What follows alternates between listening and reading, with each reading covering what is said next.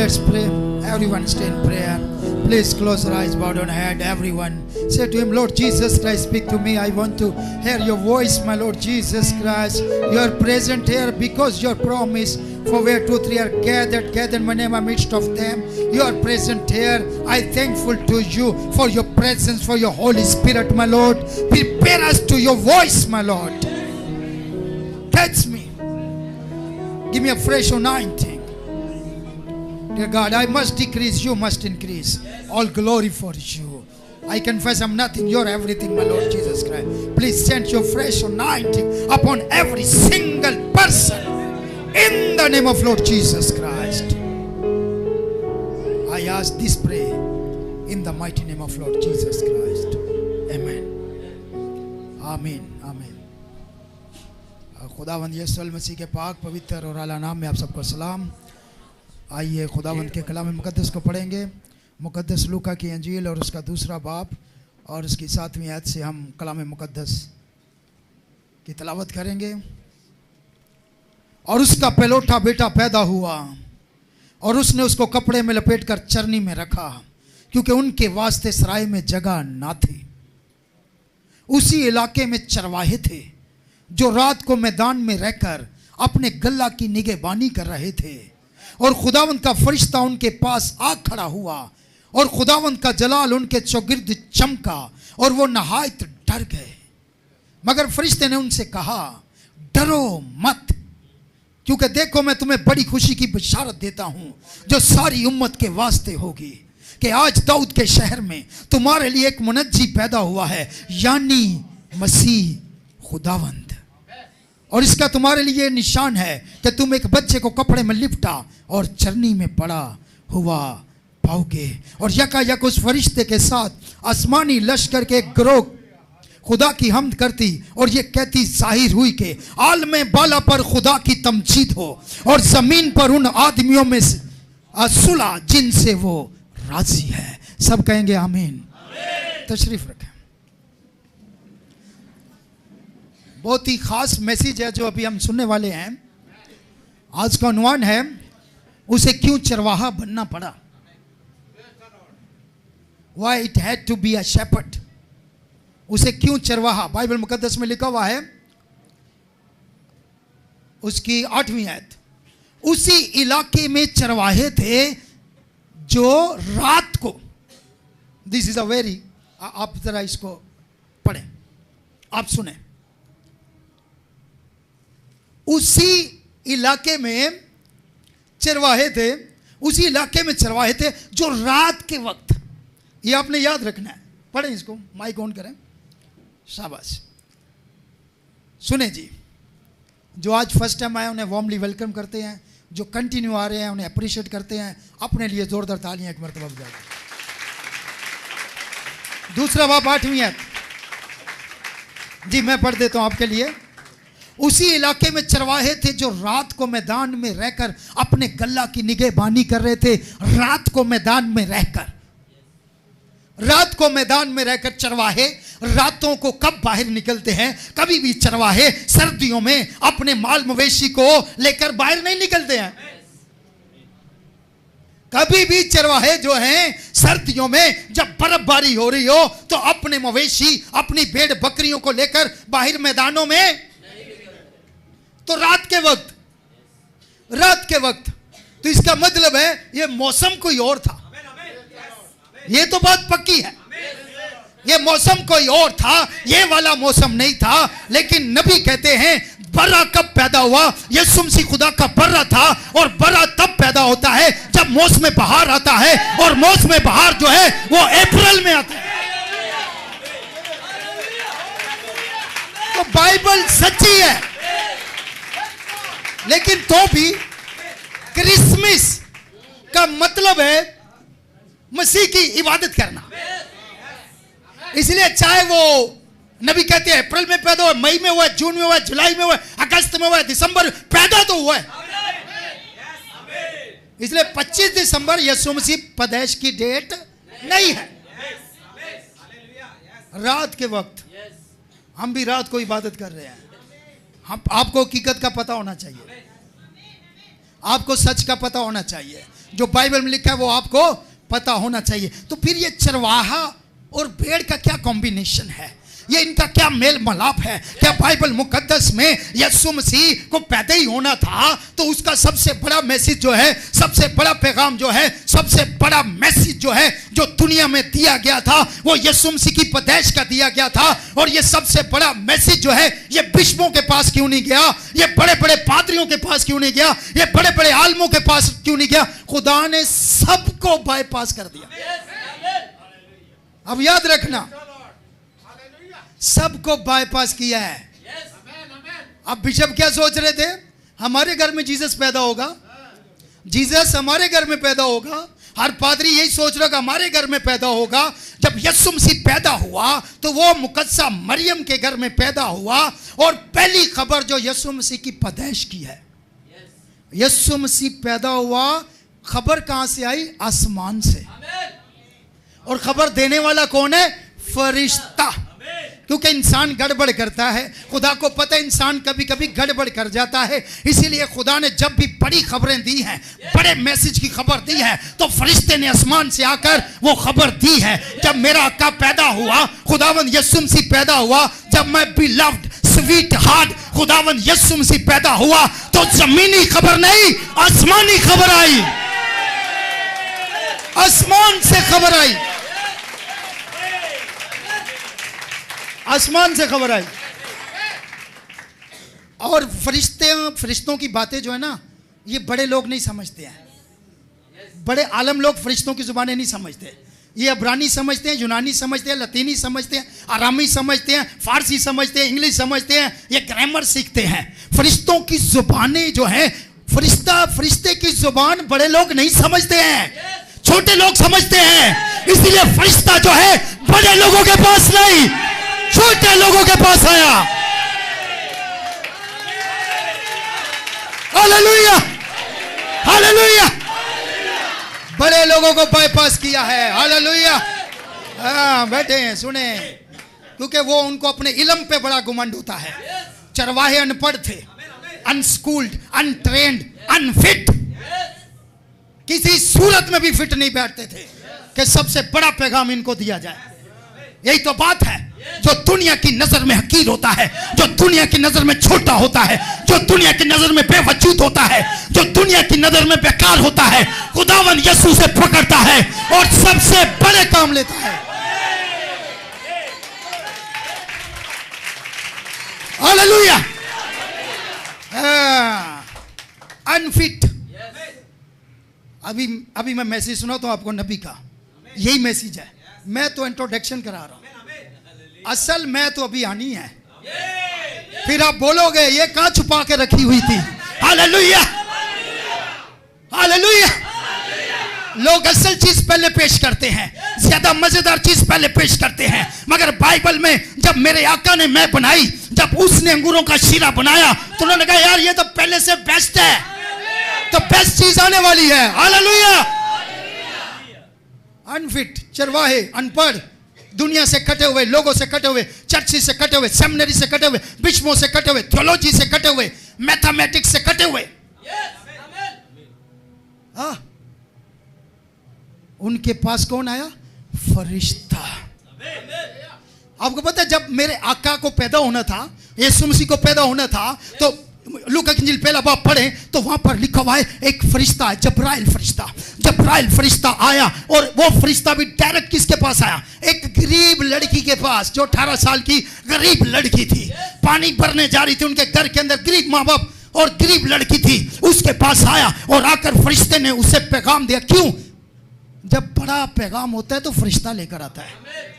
पादरी वादरियों पे खुदा एतबार नहीं करता है, उसकी मर्जी।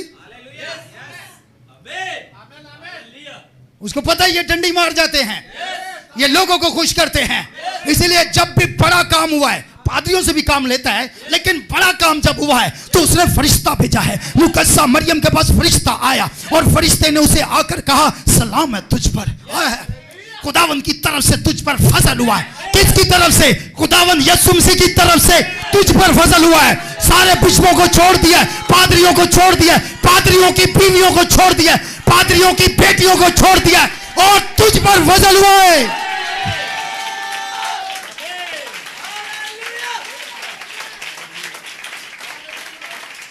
लूका पहला बाब 26 है, निकाल के रखे, पढ़ लेना घर पे जाके।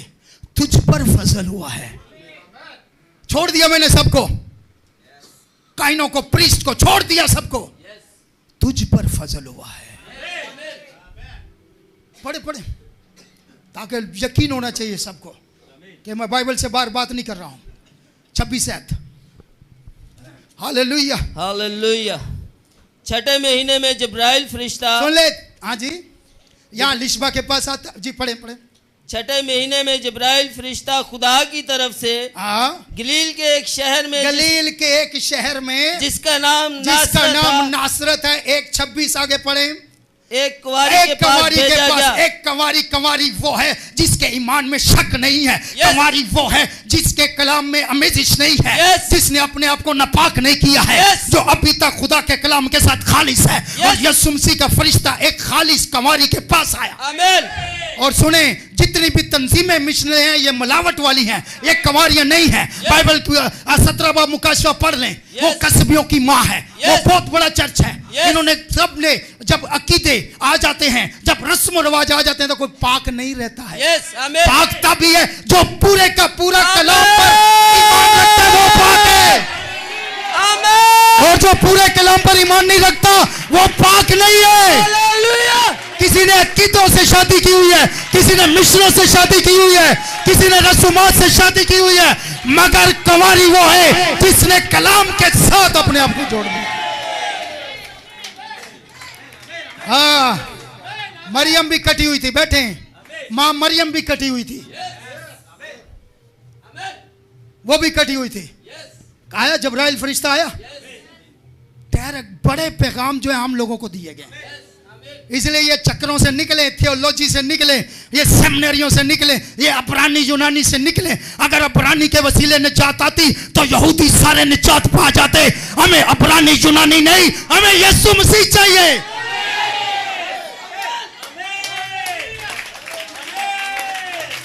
हालेलुया। और जिसको यीशु मसीह चाहिए वो जोरदार तालियां यीशु मसीह के लिए बजाएं। आमीन आमीन आमीन। जी पढ़ें, जी पढ़ें, बैठें, पढ़ें, लिसन केयरफुली, सुने। फरिश्ता आया, चरवाहों के पास फरिश्ता आया, मां मरियम के पास फरिश्ता आया, और जिब्राइल फरिश्ते ने आकर पैगाम दिया। और जो पैगाम दिया वो पैगाम बड़ा डेंजरस था। अब बाइबल के पैगाम लोगों को डेंजरस लगते हैं। अभी मैं बाइबल मुकद्दस में पहला करंथियों 11वां बाब निकालूं, जहां लिखा है औरत बाल ना कटवाए, और जो औरत बाल कटवाती है वो अपने सर को बेहुरमत करती है, और उसका सर उसका शोर है, और उसके शोर का सर मसीह है। और अगर आप बाल कटवाती हैं, यीशु मसीह की बेइज्जती करती हैं। सख्त है ना बाइबल का पैगाम, सख्त है। अगर मैं आपको कहूं बाइबल मुकद्दस में सिर्फ एक ही औरत गुजरी है जिसने मेकअप किया था, उसका नाम एजबल था, और उसका खून कुत्तों ने चाटा था। मुश्किल है, सख्त है। अस्तिशना में लिखा है औरत मर्द का लिबास ना पहने और मर्द औरत का लिबास ना पहने, क्योंकि यह खुदा की नजर में मकरूह है। सख्त है। मर्द लंबे बाल ना रखे, सख्त है लोगों को। लेकिन मरियम सख्त पैगाम को भी कबूल किया। ये सारे पैगाम से सख्त था। जी पढ़े जरा इसको जल्दी, फिर मैं टेप रेडी रखें भाई। एक कुंवारी के पास भेजा गया, एक कुंवारी के पास भेजा गया जिसकी मंगनी दाऊद के घराने के एक मर्द यूसुफ नाम से हुई थी और उस कुंवारी का नाम मरियम था। और फरिश्ता ने उसके पास अंदर आकर उसके पास कहा, सलाम तुझको, सलाम है तुझ पर, सलामती है तुझ पर, peace be upon her. Yes, सलाम तुझको जी, जिस पर फजल हुआ है, जिस पर। और अगर अभी तक आप मिशनों तंजीमों में फंसे हैं तो आप पर फजल नहीं हुआ है। यस, आमीन। फजल उस पर हुआ है जिसने बोला जो बाइबल कहती है मैं तो वो मानूंगा।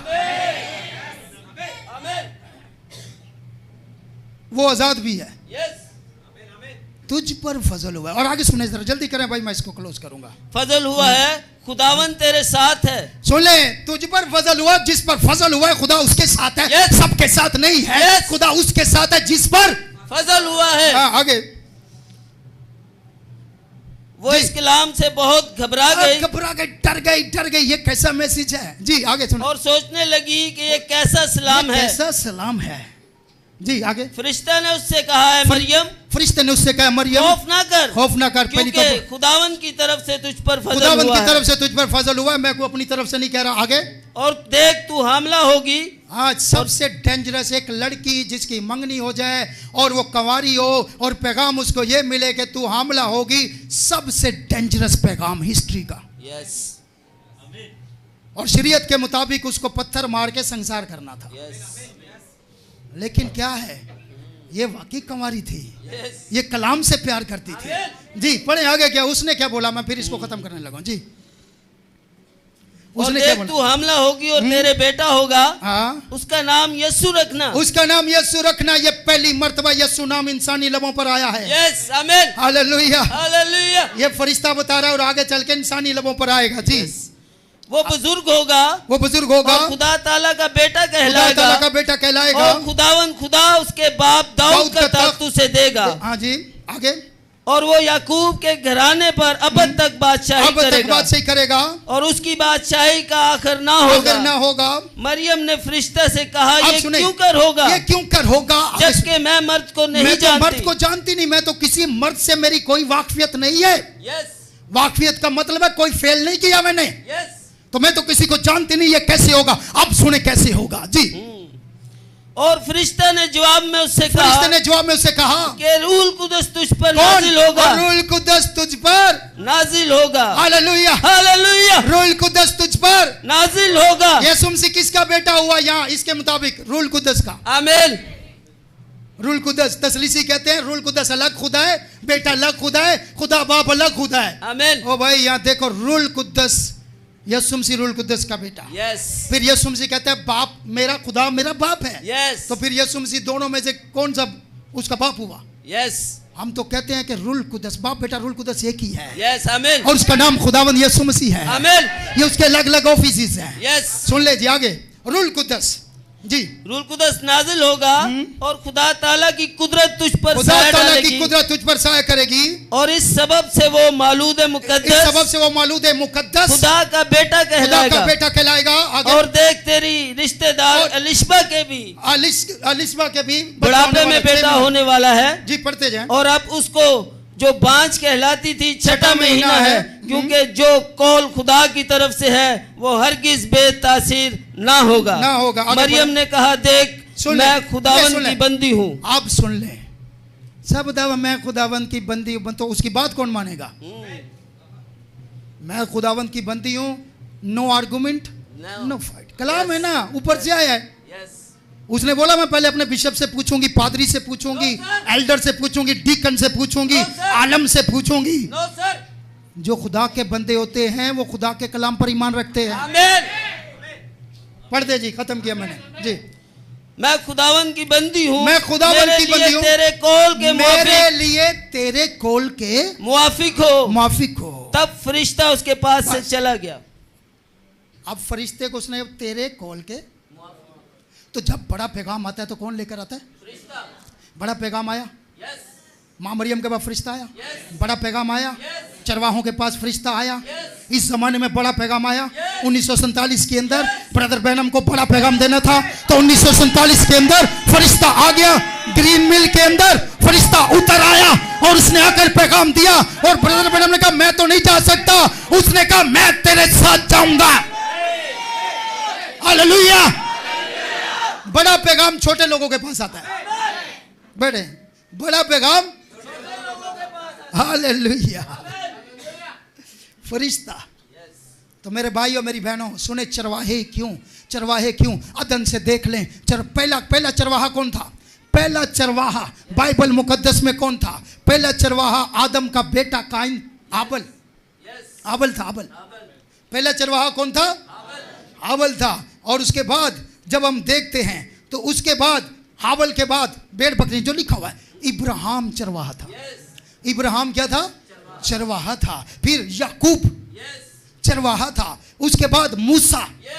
खुदा ने बोला डिग्रियां साइड पे कर, पहले भेड़ बकरियां चरा, फिर तुझे मैं तैयार करूंगा। चरवाहा।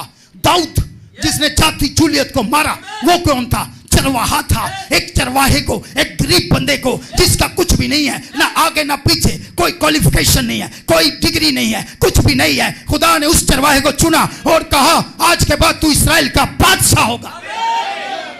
ये खुदा ही है जो छोटे बंदे को लेता और बड़ा बना देता है। हालेलुया।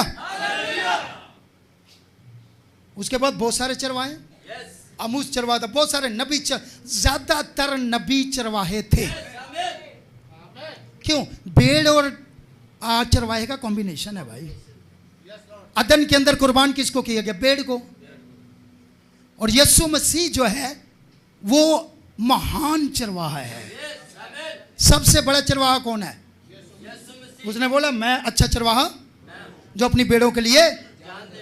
तो ये चरवाहों का ये जो काम है ना, खिदमत करने वाला, ये चरवाहों का काम है। ये बड़े वो बंदे जब चरवाहे गए होंगे ना जाके, बिशप साहब हमारे पास पैगाम आया है, खुदावंद यीशु मसीह मुनज्जी पैदा हो गया। चल अनपढ़ जाहिल, तेरे पास आएगा। फरिश्ता आता तो हमारे पास आता ना, उसकी बात को मानेगा? चरवाहे को मानेगा? वो घुसेगा। और अगर चरवाहे जहाँ बैठे हुए थे वहां पर अगर कोई थियोलॉजियन चला गया, कोई पढ़ा लिखा चला गया, तो उसको बदबू आती होगी। किधर ले आए हो? नहीं ऐसा नहीं हो सकता है। लेकिन ये सच था। हालेलुया। और बाइबल पढ़ लेना घर पे जाके। चरवाहों ने यकीन किया। चरवाहों ने आपको पता, सिर्फ 2 दफा फरिश्तों ने गीत गाया, और उनमें से एक मर्तबा चरवाहों के लिए गाया। ये चरवाहों के लिए गीत गाया जा रहा था। हालेलुया। तो इसलिए चरवाहे और भेड़ का बड़ा कॉम्बिनेशन है। अभी हम टेप सुनेंगे और उसमें आपको पता चलेगा कि नबी क्या क्या बात करते हैं। मैं तो इंट्रोडक्शन करवा रहा हूँ, लेकिन जो बातें नबी ने बयान कर दी वो एंड है। मैंने 2-3 मर्तबा ये मैसेज सुना है। अब मेरे अंदर बहुत कुछ भरा हुआ है, लेकिन नहीं, मेरा काम नहीं है अभी नबी की आवाज़ आप तक पहुँचनी चाहिए। प्ले करें जी टेप। अभी जब तक वो बेटा इसको कर रहा है, इसमें ब्रदर ब्रैनम कहते हैं, सुन ले चरवाहों के बारे में मैं आपको थोड़ा थोड़ा साथ साथ बताता जाता हूँ। ब्रदर ब्रैनम कहते हैं कि खुदा हमेशा चरवाहों के थ्रू काम करता रहा है, छोटे लोगों के थ्रू काम करता रहा है। और ये बड़ा पैगाम जो चरवाहों के पास पहुंचा, उसके बाद एक फरिश्तों का ग्रोह आया, उन्होंने गीत गाया। किसके लिए? चरवाहों के लिए। अब कौन सी तख्लीक हो रही थी? 2 दफा गीत गाया गया, फरिश्तों का गीत 2 मरतबा। एक मरतबा 2 मरतबा गीत गाया गया। एक मरतबा ये लूका की इंजील 2 बाब के अंदर 14वीं आयत पढ़े, जरा पढ़ें जी प्लीज, रीड इट। जल्दी करो भाई, जल्दी करो, जल्दी करो। आलमे बाला पर खुदा की तमजीद हो। क्या लिखा हुआ? ये फरिश्तों का ग्रोह है जो क्या कह रहे हैं? आलमे बाला पर खुदा की तमजीद हो। ये गीत क्यों गाया गया भला? एक तो ब्रदर ब्रैनम कहते हैं ये गीत इसलिए गाया गया है, जब भी बादशाहों के घरों में बच्चे पैदा होते थे ना, उस वक्त गीत गाए जाते थे। इसके लिए कोई भी गाने वाला नहीं था, जमीन पर कोई भी गाने वाला नहीं था, इसलिए आसमानी क्वायर नीचे आ गई। आसमानी क्वायर नीचे आ गई और आकर गाया गया, क्योंकि ये बादशाहों का बादशाह पैदा हुआ है। हालेलुया। वो क्या बोला? वो मजूसियों ने, यहूदियों का बादशाह जो पैदा हुआ वो कहें बादशाह। दुनिया में कोई बादशाह पैदा नहीं होता, शहजादे पैदा होते हैं, मगर यीशु मसीह डायरेक्ट बादशाह पैदा हुआ। और दूसरी मर्तबा, पहली मर्तबा कब गाया गया? पहली मर्तबा तब गाया गया जब खुदा ने तख्लीक की, जब जिस्मानी बच्चे पैदा किए, अदन बनाया, फरिश्ते बनाए, तमाम कायनात को नया। अय्यूब की किताब उसका 38 चैप्टर है, 7 नंबर आयत है। अय्यूब से खुदा पूछता है इसमें, तू कहां था जब मैंने जमीन की बुनियाद रखी? तू कहां था? तो उससे क्वेश्चन होते हैं। तो यहां पर पहली मर्तबा, अब अय्यूब की किताब सबसे पुरानी किताब है और अय्यूब बात कब की कर रहे हैं? दुनिया बनाने के आगाज की। तो सुने वहां पर क्या लिखा जी, पढ़े। कौन सा बाब? 38 38 बाब और उसकी 7वीं आयत। क्या आप सबको बरकत मिल रही है? आमीन। क्या आप सब खुश हैं? आमीन। क्या सब कहेंगे आमीन? क्या सब कहेंगे हालेलुया? हालेलुया। सुने जी, क्या तुझे मालूम है कि किसने उसकी नाप ठहराई या किसने उस पर सूत खींचा? तू कहां था? 4थी आयत, तू कहां था जब मैंने जमीन की बुनियाद डाली? तू दानिशमंद है तो बता। क्या तुझे मालूम है किसने उसकी नाप ठहराई या किसने उस पर सूत खींचा? किस चीज पर उसकी बुनियाद डाली गई या किसने उसके कोने का पत्थर बिठाया? यस। सुन ले, जब सुबह के सितारे मिलकर गाते थे और खुदा के सब बेटे खुशी से ललकारते थे। यहां फरिश्ते, सुबह के सितारे फरिश्ते हैं, मिलकर गाते थे। ये तब गाया गया जब जमीन की, यानी जिस्मानी या फानी मखलूक जब बनाई गई तब भी फरिश्तों ने गाया। और फिर जब अब्दी मखलूक आई, हालेलुया, जब खुदावंद यीशु मसीह पैदा हुआ तो दूसरी मर्तबा फरिश्तों ने तब गाया। तो आइए मैसेज को सुनते हैं, फिर आगे बढ़ते हैं। मेरा ख्याल है मैं देर तक बोलने वाला मुनाद हूँ और तालीम के बगैर हूँ।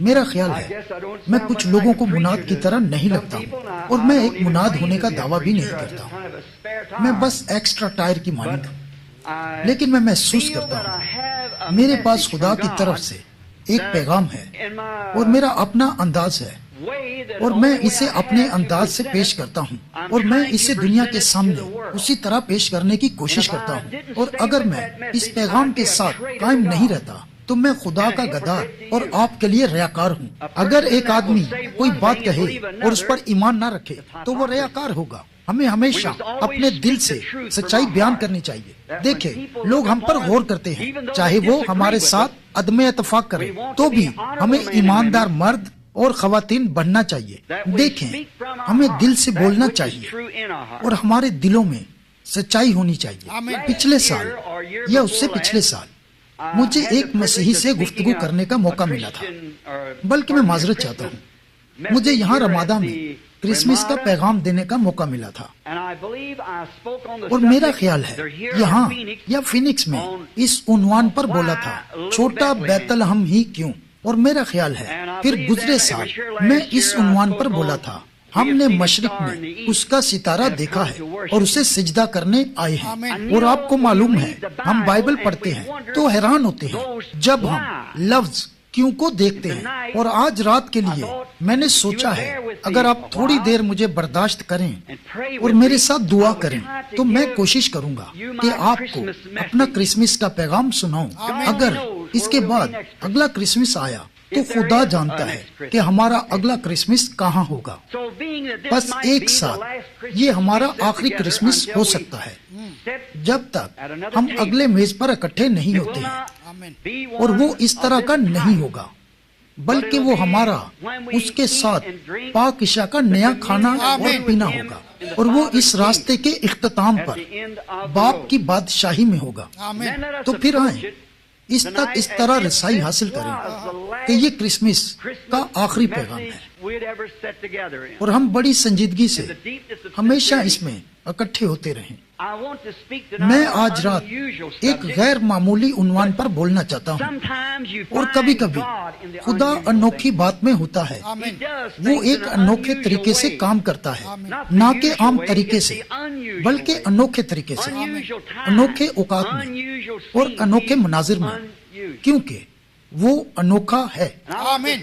और मैं ये चाहता हूँ, खुदा की मर्जी से मैं इस उन्वान पर बोलना चाहता हूँ, उसे क्यों चरवाहा बनना पड़ा। और अब इससे पहले कि हम कलाम तक रसाई हासिल करें, मैं ईमान रखता हूँ वो खुदा है। इब्तिदा में कलाम था और कलाम खुदा के साथ था और कलाम खुदा था और कलाम मुजस्सम हुआ और हमारे दरमियान रहा। जैसे मैंने गुजरे हफ्ते या उससे पहले हफ्ते फिनिक्स में कहा था, ये साबित हो चुका है कि जमीन पर मज़ामीन मौजूद हैं और लोग इस वक्त इस इमारत में से होकर गुजर रहे हैं। टेलीविजन ने ये साबित किया है। ये एक दूसरा मकाम है और हमारी जिस्मानी आंखें और हमारे 5 हवास इसे पकड़ नहीं सकते हैं। ये टेलीविजन की पैदावार नहीं, ये चैनल्स की पैदावार है।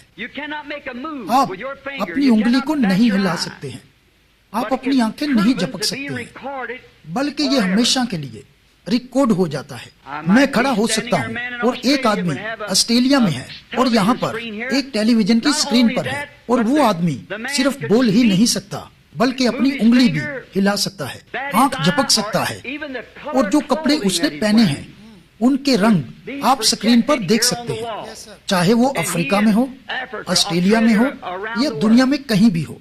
देखिए, ये एक ईथर लहरों का चक्कर है। मैं इसे बयान नहीं कर सकता, लेकिन मैं जानता हूँ ये वहाँ है। मेरा नहीं ख्याल कोई भी इसकी हकीकत को बयान कर सकता है, बस टेलीविजन इसे खींच लेता है और कुछ आलात के वसीले इसे हकीकत बना देता है और वो इसे दीवार पर मुनक्स करते हैं। अब यही चीज उस वक्त भी यहाँ मौजूद थी जब आदम यहाँ था। टेलीविजन यहाँ मौजूद था जब एलिया कोई करमल पर था। ये वहाँ मौजूद था जब मार्टिन लूथर जवान काहिन ने पाक ईशा को फर्श पर फेंक दिया था और कहा था ये कोशर है और रास्तबाज ईमान से जीता रहेगा। ये उस वक्त भी यहाँ मौजूद था, लेकिन हमने इसकी दरियाफ्त अभी की है। और बस इसी तरह हमारे दरमियान आज रात खुदा है और फरिश्ते और माफूकल फितरत चीजें मौजूद हैं, लेकिन हम अपनी फितरी आंखों से देख नहीं सकते हैं। लेकिन किसी दिन ये वैसे ही हकीकत होगा जैसे हम अब टेलीविजन पर आम तौर पर देखते हैं। अब इसलिए मैं कलाम पर ईमान रखता हूँ। यीशु ने कहा, जो कोई बाइबल में एक लफ्ज बढ़ाएगा या इसमें से एक लफ्ज निकालेगा, उसका हिस्सा किताबे हयात से निकाल दिया जाएगा। देखें, इससे पहले कि हम कलाम पढ़ें, आए हम अपने सरों को झुकाते हैं बड़ी संजीदगी से। कोई भी आदमी जिस्मानी कुव्वत से इसके सफ़ात को पलट सकता है, लेकिन फक्त खुदा ही कलाम को जाहिर कर सकता है। और अब हम अपने सरों को नीचे मिट्टी की जानिब झुकाते हैं जहाँ से हम लिए गए थे और एक दिन वापस लौट जाएंगे। मैं सोचता हूँ, और इस खास वक्त में जबकि हम क्रिसमस तक रसाई हासिल कर रहे हैं, अगर यहाँ कोई है जो वाकई नामुनासिब महसूस कर रहा है और चाहता है कि उसे दुआ में याद रखा जाए, तो क्या आप अपना सर उठाए बगैर अपना हाथ बुलंद करके खुदा से कहेंगे, इस क्रिसमस पर मुझे भी याद रखा जाए खुदावंद। खुदा आपको बरकत दे। पाक तरीन और रहीम आसमानी बाप, कादर मुतली खुदा, इससे पहले इब्तिदा में कोई सितारा होता, कोई एटम होता, कोई जरा होता, तू मौजूद था। तूने सारी चीजें अपने बेटे यीशु मसीह के वसीले पैदा की और उसमें हमें सारी चीजें मुफ्त दे दी। हम आज रात तेरे शुक्रगुजार हैं खुदावन, क्योंकि तूने हमें ये मौका अता किया है कि हम यहाँ इकट्ठे हो सकें और पाक रूह के वसीले सीखें और खबरदार किए जाएं। और पाक रूह तेरा कलाम ले और उसे हम पर आश्कारा कर दे, क्योंकि यीशु ने कहा है जब वो सच्चाई का रूह आएगा तो वो तुम्हें ये बातें याद दिलाएगा जो मैंने कही हैं और तुम पर जाहिर करेगा। ऐ खुदा, हमारे दरमियान कोई नहीं है और ना ही जमीन पर कोई है जो तेरे कलाम की तफसीर करने की कोशिश भी कर सके, क्योंकि ये लिखा हुआ है, खुदा के कलाम की कोई जाती तफसीर नहीं हो सकती है। इसलिए खुदावन, हम दुआ करते हैं कि पाक रूह आज रात वो हमें अता करे और हम में से हर कोई उस हिस्से को हासिल करे जिससे हम मुतमिन हो जाएं और हमारे भूखे दिल सैर होकर तेरे और करीब हो जाएं। हम नालायक हैं, नापाक हैं और लायक नहीं है। वो बच्चा जिसने बैतलहम में जन्म लिया सबसे ज्यादा कामिल जिंदगी जिया, और सिर्फ वो जमीन पर एक कामिल इंसान था और अपना आप हमारे फिदिया के लिए दे दिया ताकि हम नापाक गुनाहगारों को पाक करें और बाप के साथ एक रिश्ते में बांध दे।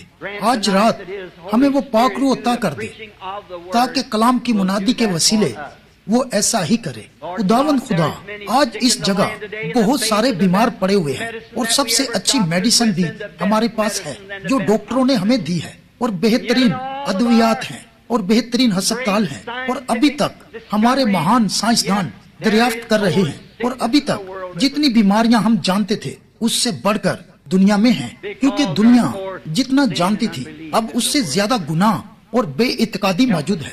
ऐ अजीम फिजिशियन, आज रात हमारी मदद कर और हमारे दरमियान बीमारों को शिफा दे और हमें रूह अता कर दे, क्रिसमस का सच्चा रूह अता कर दे, क्योंकि आज गैर कौम की रसूमात मनाई जाती हैं, क्रिसमस ट्री की पूजा की जाती है और एक सेंटा क्लॉज की फर्जी कहानी सुनाई जाती है, और हमारे ईस्टर के खरगोश हैं और मुख्तलिफ फैशन हैं जिन पर कमर्शियल दुनिया दौलत कमा रही है, और हो सकता है खुदा को एक तरफ कर दिया जाए।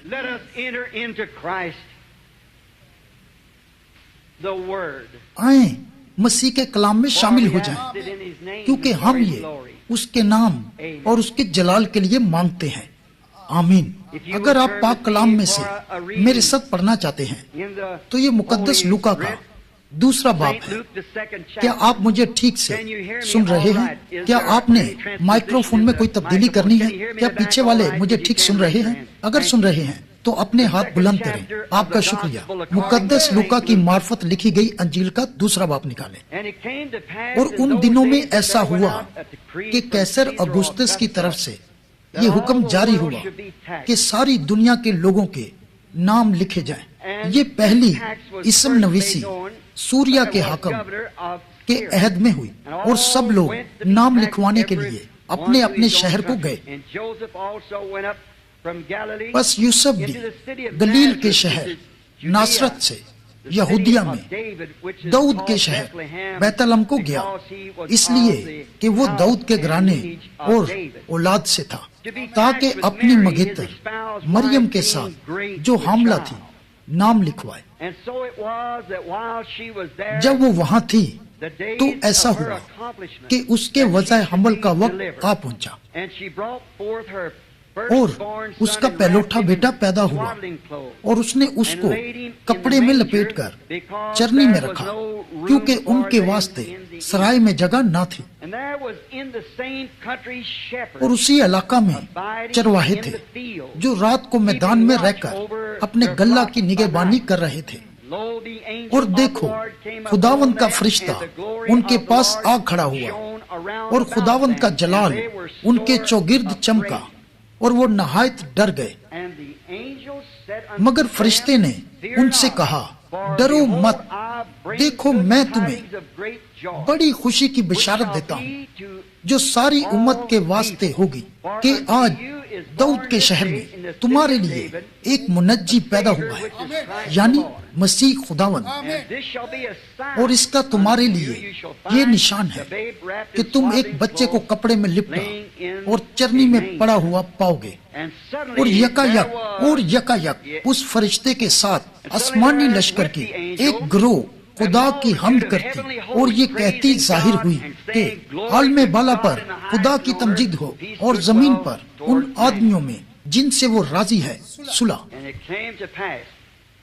और जब फरिश्ते उनके पास से आसमान पर चले गए तो ऐसा हुआ कि चरवाहों ने आपस में कहा कि आओ बैतलहम को चलें, और ये बात जो हुई है और जिसकी खुदावन ने हमको खबर दी है देखें। बस उन्होंने जल्दी से जाकर मरियम और यूसुफ को देखा और उस बच्चे को चरनी में पड़ा पाया, और उन्हें देखकर वो बात जो उस लड़के के हक में उनसे कही गई थी मशहूर की, और सब सुनने वालों ने इन बातों पर जो चरवाहों ने उनसे कही तज्जुब किया। मगर मरियम इन बातों को अपने दिल में रखकर गौर करती रही, और चरवाहे खुदा की तमजीद और हमद करते हुए लौट गए, क्योंकि जैसा उनसे कहा गया था वैसा ही सब कुछ सुना और देखा। खुदावंद अपने कलाम के पढ़े जाने पर अपनी बरकतें नाजिल फरमाए। सब कहेंगे आमीन। अब क्यों इस अजीम वाक़े को चरवाहों पर मुनकशिफ किया गया, हमारे लिए ये एक बड़ी अजीब सी बात है। मेरे पास यहाँ कुछ हवाले लिखे हुए हैं और मैं कुछ नोट्स इस्तेमाल करने की कोशिश करूंगा और अपने बेहतरीन इल्म के मुताबिक क्यों को आपके लिए बयान करूंगा। और हो सकता है इसके बाद खुदावंद अपने फजल के साथ आज रात इस क्यों को हमारी जिंदगी से निकाल दे। लेकिन क्या मेरा ख्याल है हम में से ज्यादातर के जहन में एक मर्तबा या दो मर्तबा ये आया होगा कि तमाम जमानों का ये अजीम तरीन वाक़या चरवाहों पर क्यों आश्कारा किया गया, क्यों ये बात चरवाहों पर जाहिर की गई और उस वक्त के थियोलॉजियन पर जाहिर ना की गई, हालांकि उन्हें इस बात को सुनने के लिए ट्रेनिंग दी गई थी। और क्यों ये बात दौलतमंदों से छूट गई और गरीबों के पास आ गई। देखें क्यों ये वाक़या तलीम याफ्ता और अक्लमंदों को नजरअंदाज कर गया और फरोतन और अनपढ़ लोगों के पास आ गया। इस क्यों में कुछ सवालात हैं और मैं ये कह सकता हूँ एक और सबब था, गौर करें, जिसकी वजह से उस बच्चे ने बैतलहम में जन्म लिया था। और बैतलहम का अब्रानी में जो मतलब है हमने कुछ साल पहले इसे देखा था। बैतलहम का मतलब है खुदा की रोटी का घर, और हमने कलाम में से साबित किया था वो किसी और मकाम पर नहीं आ सकता था। बैतलहम की बुनियाद राहब और उसके शोहर ने रखी थी। राहब एक फाशा थी और इस्राएली आर्मी के एक जर्नल ने यरू को फतह करने के बाद उसे कोर्ट में पेश किया था और ईमान के वसीले उसने खुदा के पैगाम का यकीन किया था और उस हालत में भी वो नजात पा गई थी।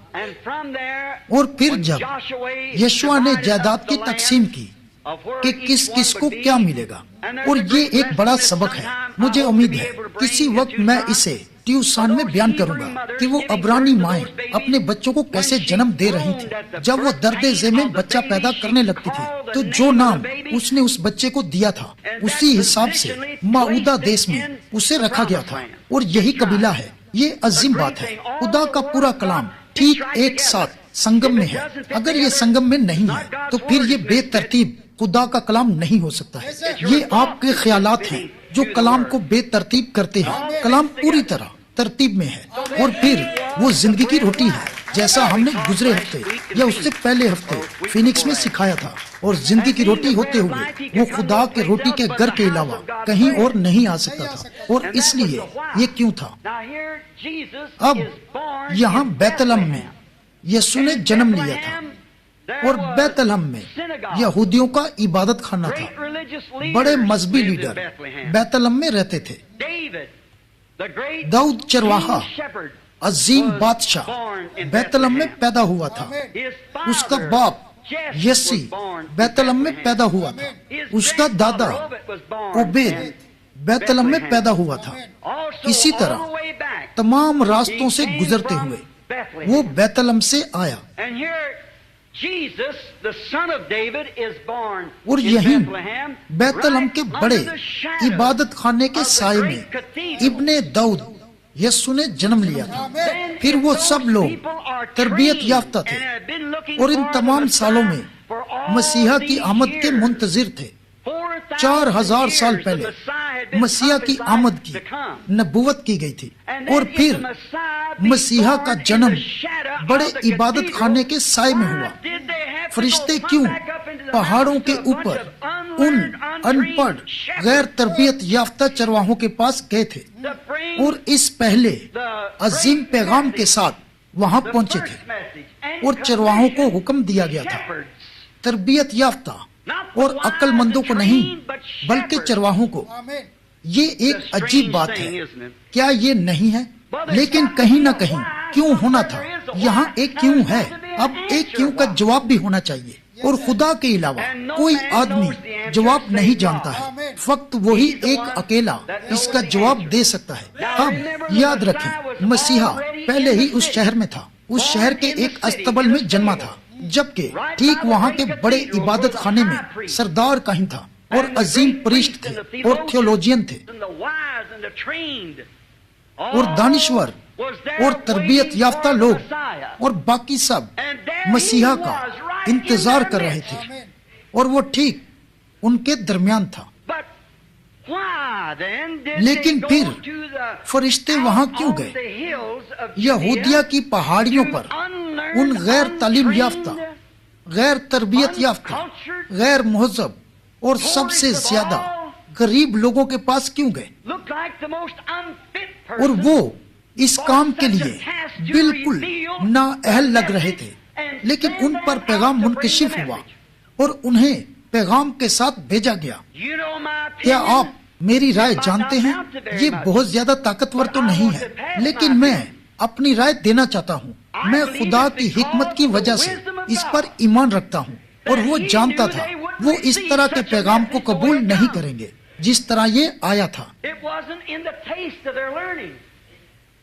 ये उनके सीखने के जायके के मुताबिक नहीं था, ये अलग था, ये वैसा नहीं था जैसा उनके ईमान के मुताबिक सिखाया जा रहा था कि वो ऐसा होगा। ये उनकी थियोलॉजिकल समझ के खिलाफ था। उनकी सारी तरबियत और उनकी सारी सीख को जो बेकार हो चुकी थी वो नजरअंदाज कर गया था। मैं ईमान रखता हूँ ये खुदा की हिकमत थी और वो जानता था वो इस तरह के पैगाम को कबूल नहीं करेंगे। बस अगर मसीहा वहाँ था तो फिर उसे पहचानने वाला कोई वहाँ होना चाहिए था और वो उन्हें जानता था जो मिक्स लोगों के साथ मेल जोल नहीं रखते थे। वो अपने पैगाम को एक गैर तालीम याफ्ता ग्रोह तक पहुँचाने के लायक था और उस ग्रोह से बढ़कर था जो मखलूत था और अपने रास्तों पर चल रहा था और वो ग्रोह मुड़ नहीं सकता था, यहाँ तक कि खुदा के कलाम के वसीले भी नहीं मुड़ सकता था। और अब मसीही दोस्तों, मैं ये सवाल पूरी संजीदगी और मोहब्बत के साथ पूछना चाहता हूँ। मुझे हैरत है अगर वो आज रात वही अमल करे और हमारी इस नस्ल के लिए माऊदा कलाम भेजे जिसका वादा इस नस्ल से किया गया था। मेरा ख्याल है क्या हमारे थियोलॉजियन, हमारे तालीम याफ्ता और दानिश्वर इस पैगाम से वैसे ही नहीं मुड़ जाएंगे जैसे वो मुड़ गए थे। इंसान नहीं बदलता है और ना ही खुदा का कलाम बदलता है। वो ला तब्दील खुदा है, वो बदलता नहीं है। गौर करें, फरिश्ते आ रहे हैं और फरिश्ते आ रहे हैं और उसका पैगाम निचले दर्जे के आदमियों को दे रहे हैं, जबकि वहां बहुत सारे आदमी दुनियावी ख्याल से उन गरीब अनपढ़ चरवाहों से बढ़कर तालीम याफ्ता थे। वो चरवाहे बिल्कुल अनपढ़ थे और उन्हें अपनी भेड़ से बढ़कर किसी और इल्म की जरूरत नहीं थी। उन्हें रियाजी को जानने की जरूरत नहीं थी। चरवाहे को ये जानने की जरूरत नहीं थी कि एटम को कैसे अलग करना है। उसे स्कॉलरशिप की जरूरत नहीं थी। उसे बस भेड़ों के बारे में जानना था और यही जानने की उसे जरूरत थी। और खुदा अजीम दानिश्वर और सारी हिकमत का मंबा और चश्मा होते हुए ऐसे शख्स का चुनाव करता है, बल्कि ऐसे लोगों का चुनाव करता है। और तमाम अच्छे तरबियत याफ्ता आलिम जिन्हें इस इल्म की तरबियत दी जाती है उन्हें नजरअंदाज कर देता है। इससे एक बात साबित हो जाती है कि उन्होंने गलत जगह से तरबियत हासिल की थी। देश के सबसे अहम लोगों को छोड़ दिया। वहाँ खास लोग थे, अजीम उस्ताद थे, सरदार काहिन कैफा था और बाकी अजीम लोग थे। इसराइल में बहुत ज्यादा तालीम याफ्ता थे, तमाम तंजीमें थी और मगरूर थियोलॉजियन थे। खुदा ने उन सब को नजरअंदाज कर दिया। अब यही खुदा की हिकमत है। गौर करें, बुलंद तरीन आसमानों ने जमीन के सबसे आजिज और अनपढ़ लोगों को इज्जत बख्शने में जल्दी की। आसमान का खुदा नीचे आ गया ताकि जमीन के सबसे निचले दर्जे पर अपने आप को जाहिर करे। दरमियान से सबको छोड़ दिया ताकि अपना आप आम चरवाहों पर जाहिर करे। तमाम जमानों का सबसे बड़ा पैगाम आम चरवाहों के पास आया। वहाँ बहुत बड़े बड़े पैगंबर थे। हम नूह के दिनों और नबियों के दिनों को देखें और काहिनों के दिनों और बाकियों के बारे में सोचे जो दिन गुजर चुके हैं। बड़े बड़े आलिम, बादशाह, ताकतवर और हुक्मरान आए, लेकिन यहाँ वो सबसे बड़े पैगाम के साथ आता है। पैगाम क्या था? मसीहा अब यहाँ मौजूद है, समझे? और इस बात को जाहिर करने के लिए उसने तमाम तरबियत याफ्ता लोगों को छोड़ दिया और आजिज चरवाहों पर इस बात को जाहिर कर दिया। इस पर गौर करें। सारे पादरियों को, सारे चर्च के लोगों को, सारे उस्तादों को, सारे थियोलॉजी के तरबियत याफ्ता लोगों को, सारा रुपया पैसा जो खर्च किया गया था और सारी कलीसियाओं को और सारी तालीमात और सारी तंजीमों और बाकी सबको नजरअंदाज कर दिया गया था। सारी तालीम जो उन्होंने मिशनरियों को दी थी और सारी तबलीग को और सारी मेंबरशिप और सारी बातें जो वो समझते थे कि उन्होंने खुदा की इज्जत के लिए की है, मरकजी पैगाम उन सब को छोड़ता हुआ आगे निकल गया। अजीब बात है, क्यों? देखें और गौर करें। फक्त इतना ही नहीं हुआ, बल्कि इस वाक्य के लिए सबसे नामुनासिब जगह का इंतखाब भी किया गया। अब देखें, वो चरवाहे थे जिन्होंने इस पैगाम को कबूल किया था। और अब गौर करें, वो पैगाम कहाँ गया? सबसे नामुनासिब जगह पर। देखें, क्या कोई वहाँ इसकी तवक्को कर सकता था? और मेरा ख्याल है आज रात अगर हम खुदावंद यस्सु के हकीकी पैगाम के मुंतजिर हैं, तो मेरा ख्याल है ये आपको रद्द किए हुए गिरोह में मिलेगा। वो एक ऐसी जगह थी जो एक अजीम और मुहज्जब दुनिया और आज की कलीसिया की सोच के मुताबिक हो, वो एक बिदती ग्रोह था। मैं सोचता हूँ अगर ऐसा ना होता तो हम उसे कहाँ पाते? वो बहुत ही नामुनासिब जगह थी और वो गैर तालीम याफ्ता मुनाद थे। चरवाहे स्पीकर नहीं थे, वो सिर्फ भेड़ों को बुलाना जानते थे। खैर, हो सकता है इसलिए ये उनके पास आया था, लेकिन वहाँ एक माऊदा कलाम था। गौर करें, ये दोबारा भी हो सकता है।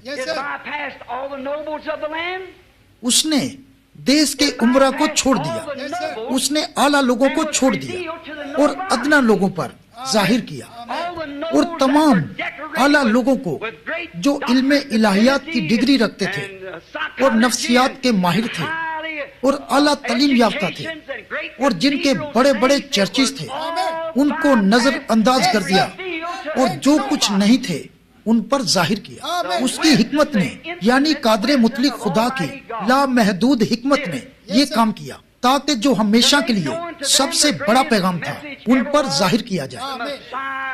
मसीहा अब धरती पर है। क्या ही हिकमत है, और ऐसी हिकमत सिर्फ खुदा से आ सकती है जो इसे जानता है। और सारी हिकमत और सारी पढ़ाई और सब कुछ अब बेकार हो गया था, क्योंकि खुदा की महान हिकमत ने उसे नजरअंदाज कर दिया था। मैं इस बात को बार बार दोहरा रहा हूँ क्योंकि मैं चाहता हूँ ये बात गहराई में उतर जाए, और जो कुछ अच्छा नहीं था वो सब बेकार पड़ा रह गया। खुदा की हिकमत इसे छोड़ देती है ताकि दुरुस्त रास्ता अपनाए, और जो कुछ नहीं होता खुदा उसे लेकर कुछ बना देता है। हम यहाँ रुककर यूहन्ना पर बोल सकते हैं, हम यहाँ रुककर एलिया पर बोल सकते हैं। कोई नहीं जानता एलिया कहां से आया था, सब बस इतना जानते हैं, वो मंजर पर आया था। गुज़िश्ता जमानों में जितने नबी आए वो कुछ भी नहीं थे, लेकिन खुदा ने उन्हें लिया और कलीसियाई इखलाकियात और तालीम को नजरअंदाज कर दिया ताकि दिखाए कि वो खुदा है। वो उस चीज को लेता है जो कुछ नहीं होती और उसी के साथ कुछ कर दिखाता है। वो इसी तरह अपनी हिकमत और अपनी अलूयत के वसीले करता है और उसे लेता है जो कुछ भी नहीं होता है। जब उसने पहला इंसान बनाया तो उसने मिट्टी का एक गोला लिया और उसमें से एक इंसान को बनाया और वो मिट्टी के अलावा कुछ नहीं था, लेकिन उसने उससे एक इंसान बना दिया। और अब भी खुदा उस चीज को लेता है जो कुछ नहीं होती और उसके साथ कुछ कर दिखाता है। और जब तक हम समझते हैं हम कुछ हैं, तब तक खुदा के हाथ हमें इस्तेमाल नहीं करते हैं। हमें वो सब भूलना पड़ेगा जो कुछ हम जानते हैं या सीखा है। माफी चाहता हूँ, जैसे अजीम मुकद्दस पौलुस था, उसने कहा उसे वो सब कुछ भूलना पड़ा जो उसने सीखा था ताकि वो मसीह को जान सके। उनकी सारी पढ़ाई लिखाई, उनकी सारी तालीम और बाकी चीजें उनके लिए बेकार काम कर रही थी। आखिरकार उन्होंने उसका इनकार कर दिया, हालांकि सारी पढ़ाई लिखाई उन्होंने उसके लिए की थी ताकि उस पर ईमान रखें। वो पीछे मुड़ गए और उसके सबसे बड़े दुश्मन बन गए और उसे मसलूब कर दिया। क्या आप जानते हैं, तारीख अपने आप को अक्सर दोहराती है। ये एक काबिल जिक्र हकीकत है।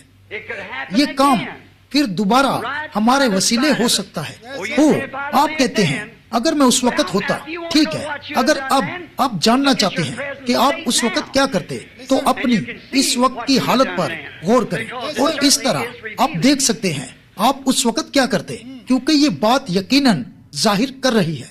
वो उसके कलाम पर ईमान रखने के लिए ट्रेन किए गए थे और जब उसका कलाम उनकी आंखों के सामने जाहिर हुआ तो उन्होंने उस साबित शुदा कलाम का इनकार कर दिया। और जो उसने करना था खुदा ने साबित किया और कहा वो ये करेगा, और उसने साबित किया वो क्या करने वाला था। फिर वो उससे मुड़ गए और उस आदमी को एक बुरी रूह कहा जिसकी वजह से वो सब लानती बन गए। सोचें क्या हुआ था, सोचें इसका सबब क्या था।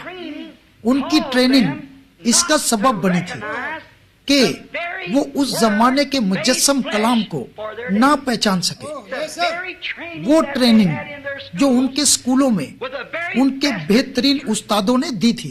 और आप कहते हैं ठीक है हम आज ऐसा नहीं करेंगे। उनके उस्ताद हमारे आज के दौर के उस्तादों से बहुत आला थे, बल्कि हमारे उस्तादों से बरतर थे और वो नाकाम हो गए थे। उनके पास 996 मुख्तलिफ तंजीमें नहीं थी जैसी आज हमारे पास है। उनके पास सिर्फ 3 थी और उन तीन के पैरोकार थे और उन 3 में से एक ने भी उसे ना पहचाना। और इससे जाहिर होता है जो इंसान करता है वो खुदा के सामने बेवकूफी है, समझे। अब वो उसे पहचानने में नाकाम हो गए थे। देखें, और यही काम वो दोबारा करेंगे। इंसान की नीयत अच्छी होती है, ये हमेशा अच्छी होती है, और इंसान ने कभी अपनी हालत को नहीं बदला है। ये अपने तरीकों को ज्यादा नहीं बदलता है। मैं दुनियावी आदमी की बात कर रहा हूँ। एक मजहबी इंसान हमेशा खुदा की तारीफ उसके काम के लिए करता है जो उसने कर दिया है, और हमेशा लोगों को उस तरफ लेकर जाता है जो वो करने वाला है। लेकिन जो कुछ वो कर रहा है उसको नजरअंदाज कर देता है, समझे। इंसान ऐसा ही है, वो इसी तरह बनाया गया है। वो हमेशा से ऐसा ही करता आ रहा है। और आप जो बाइबल पढ़ते हैं जानते हैं ये बात आज रात कलाम के मुताबिक बताई जा रही है, ठीक है। लोग हमेशा खुदा की तारीफ उसके लिए करते हैं जो वो कर चुका है या जो वो करेगा, और जो कुछ वो कर रहा है उसे नजरअंदाज कर देते हैं। ये इंसान की एक आदत है। उन्होंने ये काम किया, इसका एक सबब था और वो उनके उस्ताद थे। अब मेरे ख्याल से उन्होंने कलाम की तफसीर की थी, इसलिए वो सब मसीहा की आमद पर ईमान रखते थे। सारा इस्राएल इस पर ईमान रखता था, वो आज भी रखते हैं, लेकिन उन्होंने उसे नहीं पहचाना। इसका एक सबब था कि उसका पैगाम उनकी कलीसियाओं के मुताबिक नहीं था। उनके पास कलाम की जो तफसीर थी, उस तफसीर के मुताबिक मसीहा ने अपने आप को कभी उस तरह जाहिर नहीं किया था जिस तरह उनकी तफसीर में था कि वो करेगा। देखें, इसी वजह से वो उसे पहचान ना पाए, क्योंकि वो उनकी तफसीर के मुताबिक नहीं आया था, जैसे मैंने पहले भी बताया था। और फिर कहता हूँ, खुदा को अपने कलाम की तफसीर के लिए किसी की जरूरत नहीं है, वो अपने कलाम का खुद तर्जमान है। अब बाइबल कहती है, और मैं आपको साबित करूंगा कि ये सच्चाई है। यशायाह नबी ने ये होने से 715 साल पहले कहा था। यशायाह नबी ने कहा था, एक कुंवारी हामला होगी और बच्चा जनेगी। बेशक हर जमाने में हर एक ने ये सोचा वो कुंवारी उनकी बेटी होगी, क्योंकि यशायाह ने ये फरमाया था। लेकिन आप देखें, 700 साल बाद ये हुआ। लेकिन देखें, खुदा को अपने कलाम की तर्जमानी के लिए किसी की जरूरत नहीं। वो ये करेगा। वो ये कैसे करेगा? उसने कहा था वो ये करेगा, और उसने ये किया। खुदा ने इसका वादा किया था। उसने यशायाह से कहा था, मेरा ख्याल है ये 28वां बाब है और 18वीं आयत है। और इसी तरह यूएल 2:28 में कहा है, आखिरी दिनों में यानी आखिरी 2000 सालों में वो हर बशर पर अपना रूह नाजिल करेगा। उसने कहा, तुम्हारे बेटे और बेटियां नबूवत करेंगे, तुम्हारे जवान आदमी रोया देखेंगे, तुम्हारे बूढ़े आदमी ख्वाब देखेंगे, और ये काम वो करेगा। यशायाह ने कहा, वो बेगाना लबों और अजनबी जुबान में इन लोगों से कलाम करेगा, और ये आराम है। लेकिन वो शिनवा नहीं होंगे। उन्होंने अपने सरों को हिलाया और वहाँ से चले गए। उसने कहा, खुदा के सब दस्तरखान कैसे भरे हैं और कोई जगह भी साफ नहीं है। और क्या ये यरूशलेम और उस जमाने की चर्च की तस्वीर नहीं है जो मसीहा का इंतजार कर रहा था? और आज भी वही तस्वीर है। वो तस्वीर अपने आप को दोहरा रही है। देखें, जब खुदा कहता है वो ये करेगा तो वो करता है। इससे कतई नजर कोई क्या सोचता है और उसके बारे में क्या कहता है। जब खुदा कुछ कहता है तो वो अपने कलाम की तर्जमानी करने का खुद पाबंद होता है, और कलाम को पूरा करना उसकी अपनी तर्जमानी है। गौर करें, मसीहा के पैगाम की तस्दीक की जा रही है। उसने वादा किया था मसीहा जब आएगा तो वो यही कुछ करेगा, और जब वो आ गया, यहाँ तक कि जब मजूसियों ने मशरिक से नीचे जनूब मगरिब की जानिब देखा तो वो बाबल में थे, और उन्होंने एक शानदार सितारे को देखा था। क्या आप जानते हैं, तारीख में जरा सा भी जिक्र नहीं है, कहीं नहीं है कि किसी रसदगाह में उन्होंने सितारों के वसीले वक्त मुकर्रर किया था। वो अजीम इंसान थे जिन्होंने इन सितारों का मुतालिया किया था। कोई तारीख नहीं बताती है कि उनमें से किसी ने वो सितारा देखा था। क्यों? क्योंकि उन्हें ये बात नहीं बताई गई थी। वो इस तरह से नहीं देख रहे थे। लेकिन वो मजूसी जानते थे वहाँ याकूब का सितारा निकलेगा, और वो उसके मुंतजिर थे। और ये उस वक्त वहाँ से गुजरा जब यीशु बैतलहम में पैदा हुआ था। अब मैं अपनी मसीहत की रसूमात को जानता हूँ। ये भी हमारे चर्चिज की तरह हैं और उलट पुलट बातें हैं। और आप जब यहाँ आते हैं तो आप मजूसियों को उस बच्चे की पूजा करते देखते हैं, लेकिन ऐसी कोई बात कलाम में नहीं मिलती है। वो 2 साल बाद वहाँ पहुँचे थे, मैदानों में से और दरियाए दजला से गुजरते हुए वहाँ पहुँचे थे। वो किसी शीरखार बच्चे को सिजदा करने नहीं आए थे, बल्कि एक छोटे बच्चे को जो तकरीबन 2 साल का था। ऐसा क्यों हुआ था? क्योंकि ठीक उसी वक्त हेरोदिस ने 2 साल तक के बच्चों को मरवा डाला था ताकि वो मसीहा पर वार कर सके। अब देखें, वो खुदा ने अपने कलाम के वसीले तस्दीक की थी। और जब ये मजूसी यरूशलेम में पहुंचे तो उस सितारे ने दुनिया के मजहबी मरकज यरूशलेम में उनकी रहनुमाई की। और जैसे ही वो फाटकों पर पहुंचे तो उस सितारे ने मफूकल फितरत चीज ने उनकी मजीद रहनुमाई करने से इनकार कर दिया। इसलिए वो अच्छे आदमी गलियों में ऊपर नीचे घूमते रहे, और वो उम्रा अच्छे ऊँटों के साथ चलते फिरते रहे, और वगैरह वगैरह। गलियों में चलते हुए पूछ रहे थे, यहूदियों का बादशाह जो पैदा हुआ है वो कहाँ है? हमने मशरिक में उसका सितारा देखा है। और वो अजीम मजहबी मरकज था। और चरवाहों के पैगाम के 2 साल गुजर जाने के बाद वो अभी तक उसके बारे में नहीं जानते थे, और कोई जवाब नहीं था। तमाम तंजीमों के सरबराह के पास कोई जवाब नहीं था। बस इस बात ने सनेहिड्रन को परेशान कर दिया। उन्होंने फकिया को बुलाया ताकि पढ़कर बताएं, और उन्होंने मीका नबी की कहानी को पढ़ा। और नबी ने कहा, ए बैतलहम, तू इतना छोटा है कि यहूदिया के सरदारों में शुमार नहीं होता है, छोटा है, तो भी तुझ में से एक सरदार मेरे लोगों यानी इस्राएल के लिए निकलेगा।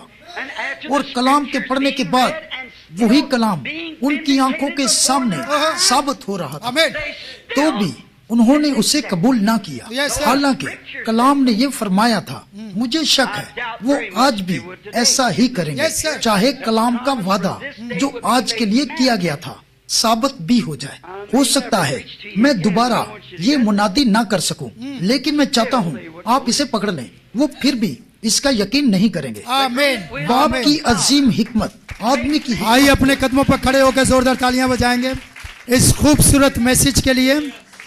ये मैसेज आगे भी बहुत ज़्यादा है।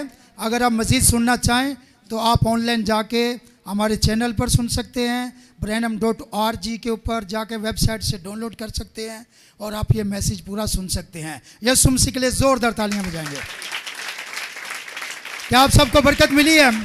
कैसे बताएंगे? अपने पूले लहरा कर जरा, शुक्र गुजारी के पूले हैं ये। आइए यीशु मसीह के लिए जोरदार तालियां बजाते हैं। उन्होंने नहीं पहचाना था, सितारा सबको नजर नहीं आया था, सितारा सिर्फ मजूसियों को नजर आया था। और यीशु मसीह तक मजूसी 2 साल बाद पहुंचे थे।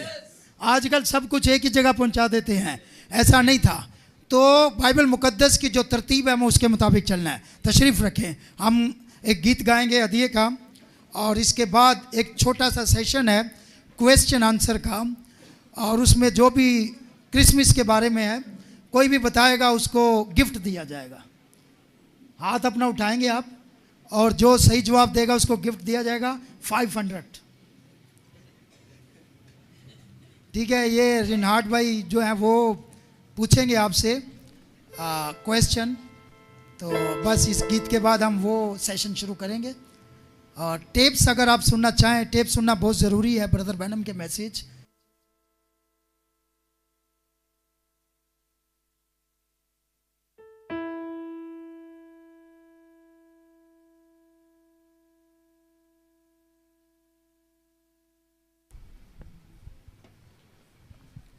आइए खुदावंद की सताइश करते हैं। क्या सब खुश हैं कि यीशु मसीह हमारे लिए पैदा हुए? अगर यीशु मसीह पैदा ना होते तो हम निजात ना पाते। जब यीशु मसीह पैदा हुए तो ये पैगाम दिया गया तुम्हारे लिए दाऊद के शहर में एक मुनज्जी का मतलब होता है सेवियर, निजात दहिंदा, मखलसी देने वाला, छुड़ाने वाला, बचाने वाला। हालेलुया। वो जब आ गया, फरिश्ते ने बोला तेरे बेटा होगा तो उसका नाम, और वही अपने लोगों को उनके गुनाहों से। तो भाई दुनिया में कोई हस्ती नहीं है यीशु मसीह के अलावा। यीशु मसीह सब कुछ है, हमें उलझन में पड़ने की जरूरत नहीं है। आइए गीत गाते हैं और हदिया नजराना उठाते हैं, और इसके बाद बड़ा जबरदस्त सेशन है। आई होप कि you will get the blessing, और आपको बहुत सारी बातें सीखने की मिलेंगी।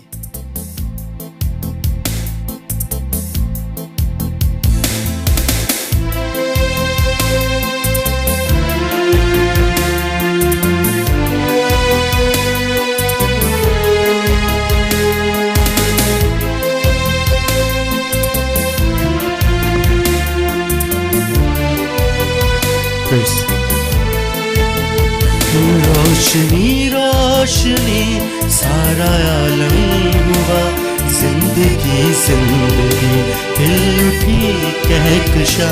रोशनी रोशनी सारा आलम हुआ, जिंदगी जिंदगी हिल उठी कहकशा। प्यार का नूर हर सू बरसने लगा, प्यार का नूर हर सू बरसने लगा। जगमगाने लगी वादियाँ वादियाँ, रोशनी रोशनी सारा आलम हुआ, जिंदगी यीशु मसीह दुनिया का नूर है। हालेलुया। पूरी दुनिया का नूर यीशु मसीह। हम कितने खुशकिस्मत हैं यीशु मसीह के पुजारी हैं। ये बड़े फख्र की बात है। आमीन।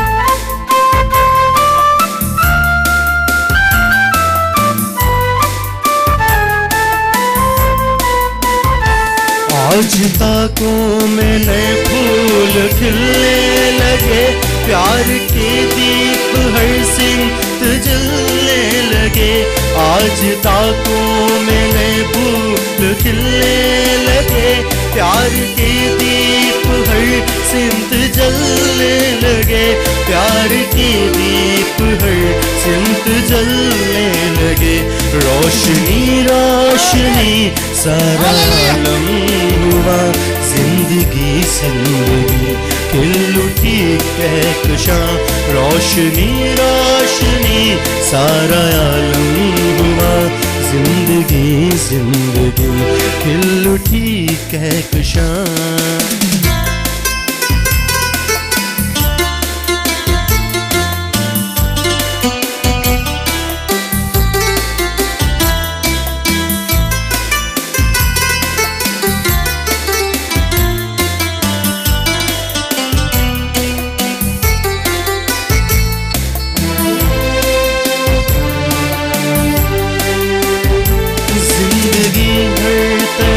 मुस्कुराने लगी, बाग की हर कली गुनगुनाने लगी।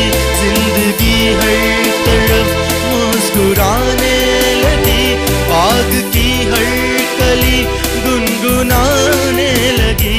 बाग की हर कली गुनगुनाने लगी। रोशनी रोशनी सारा आलम हुआ, जिंदगी जिंदगी खिल उठी कहकशां। रोशनी रोशनी सारा आलम हुआ, जिंदगी जिंदगी खिल उठी कहकशां।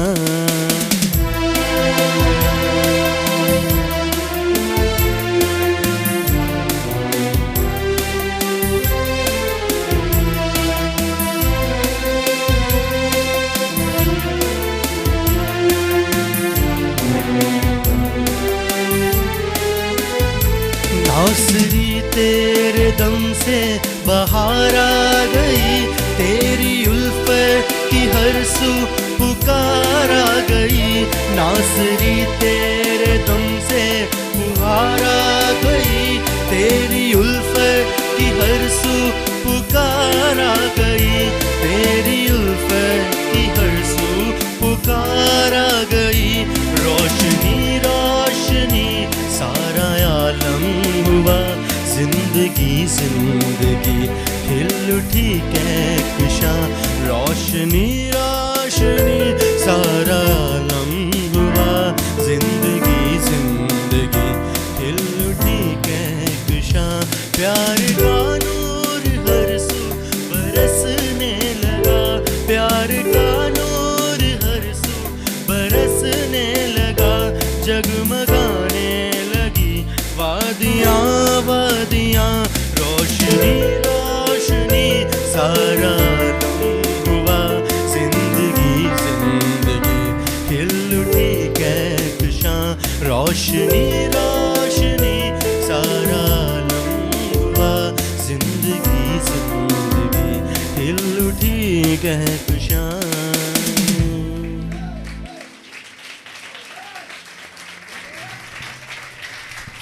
देखें, ताली बजानी है तो दिल से। जिस पैमाने से तुम नापते हो उसी से तुम्हारे लिए नापा जाएगा। जैसा बीज बोगे वैसा ही काटोगे। और अगर यीशु के लिए ताली नहीं बजानी तो ये हाथों का कोई फायदा भी नहीं। अगर उसने हमें पैदा किया है तो बाइबल में लिखा हुआ है, ऐ सब उम्मतों खुदावंद के लिए तालियां बजाओ। खुदावंद की सताइश के लिए हमारा तन, हमारा मन, हमारे हाथ, हमारे लफ्ज, हमारी अक्ल, हमारी दानिश, हमारी समझ, हमारा पैसा, हमारा सब कुछ यीशु मसीह के लिए। जोरदार तालियां मेरे आका के लिए, खुदावंद यीशु मसीह के लिए। आप जितना प्यार करते हैं यीशु मसीह से उतनी तालियां बजाएं। हालेलुया। देखें, एक मिनट, जब कोई हीरो आता है ना, हीरो, दुनिया पागल हो जाती है उसके पीछे, लोग तरसते हैं उसको छूने के लिए, शोर कितना करते हैं। तो हमारा यीशु मसीह, हालेलुया, दुनिया में नबी कहते हैं यीशु मसीह जैसी कामल हस्ती दुनिया में कोई आई नहीं है। यीशु मसीह दुनिया का सबसे बड़ा हीरो है। और अगर हम उसके फैन हैं, हालेलुया, अगर हम उसके फैन हैं, तो फैन स्टेडियम में देखे बैठते नहीं है, फैन चुप नहीं रहते हैं, फैन जो है शोर करते हैं।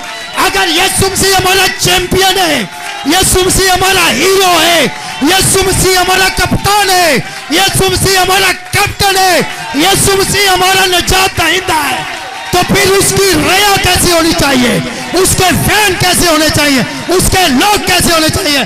Hallelujah, hallelujah, hallelujah.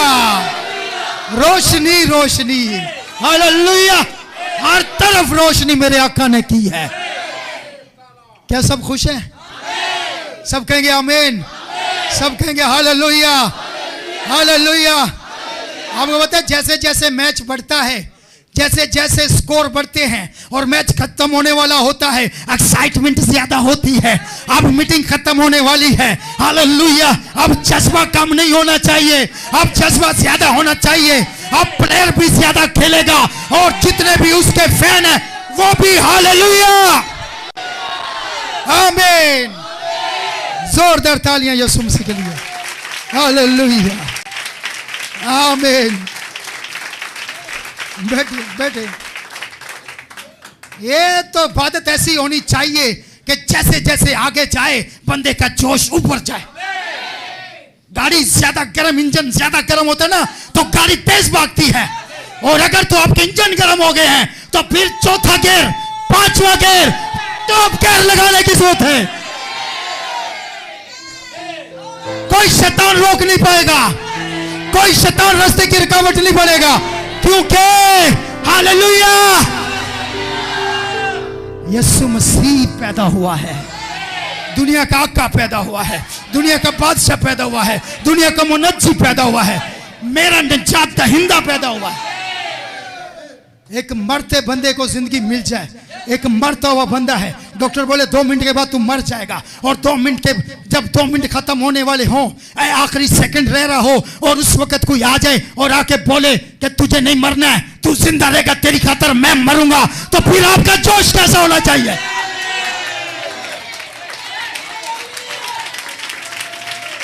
तुझे जिंदा रहने, मैं तेरे लिए मरूंगा। ये है वो निजात दहिंदा जिसका नाम है खुदावंद यीशु मसीह, आमीन। हाँ बैठे, हालेलुया। कहते हैं इबादत में नींद, तुम्हारी नींदें उड़नी चाहिए। इबादत में नींद आ जाए तो इबादत किस चीज की है, वो इबादत ही किस चीज की है। जिसको प्यार हो जाए ना उसकी नींदें उड़ जाती हैं, जिसको आका से प्यार हो जाए उसकी नींदें उड़ जाती हैं। हालेलुया। तो चले आगे बढ़े। वो ग्रीटिंग्स जो पोल की है वो बेटा वो दिखाओ, आ जाए भाई, अगला सेशन चले भाई। हमारा तो दिल करता है पूरी रात हो इबादत, भाई साल बाद तो करनी होती है। बहुत सारे लोगों ने, हमने नहीं, बहुत सारे जो साल बाद ही आए हैं तो वो अंदर तंग बैठे हुए हैं। तो भाई आए क्यों हो, गलत चर्च में आ गए हो गलत चर्च में आ गए हो। यहां सही क्रिसमस मनाया जाता है, सही क्रिसमस। क्रिसमस का मतलब है मसीह की इबादत। सुबह मैं बताऊंगा क्रिसमस का क्या मतलब है।